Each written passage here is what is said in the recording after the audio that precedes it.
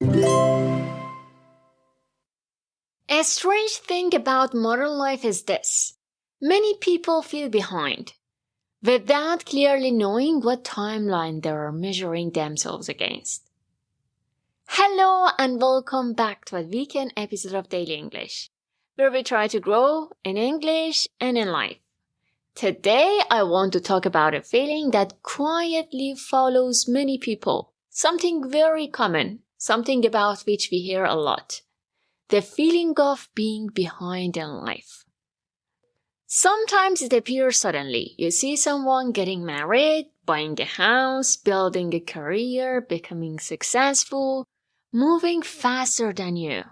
And almost immediately, the mind creates a painful conclusion. I should be further ahead by now. What's interesting is that this feeling often appears even when life is objectively moving. You may already be working, studying, adapting, surviving difficult years, building something slowly, but psychologically, none of that feels enough. None of that feels sufficient, because the mind is no longer measuring reality directly. It is a measuring comparison. And comparison quietly changes perception. A person can make meaningful progress and still feel not enough because someone else appears to be moving faster. But there is another important truth people rarely talk about. Human lives do not unfold under equal conditions. People begin from different places, different families, different countries, different financial realities. Different emotional burdens, different opportunities. Some people are building a career while also learning a new language. Some are healing while functioning. Some are adapting to immigration, uncertainty, loneliness, or exhaustion, while still trying to grow.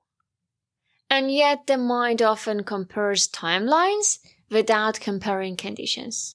This is why the feeling of being behind can become psychologically unfair, especially in the modern world, where we constantly see edited fragments of other people's lives, achievements without context, results without a struggle, milestones without the years underneath them.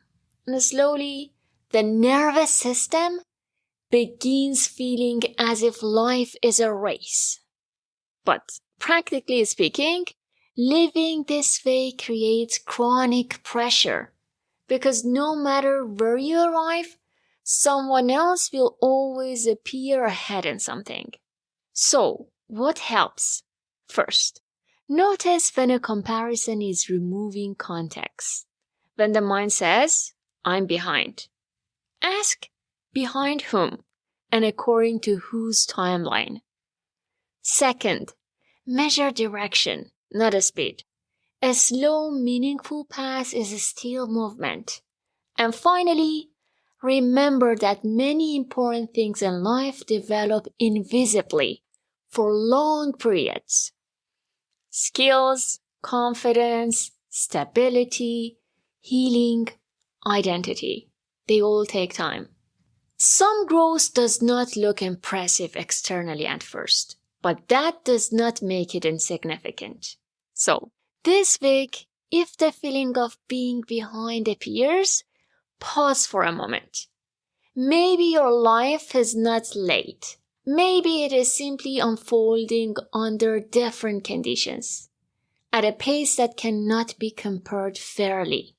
And perhaps peace begins when we stop treating human life like a race. Thank you for being here today. Take care and see you tomorrow.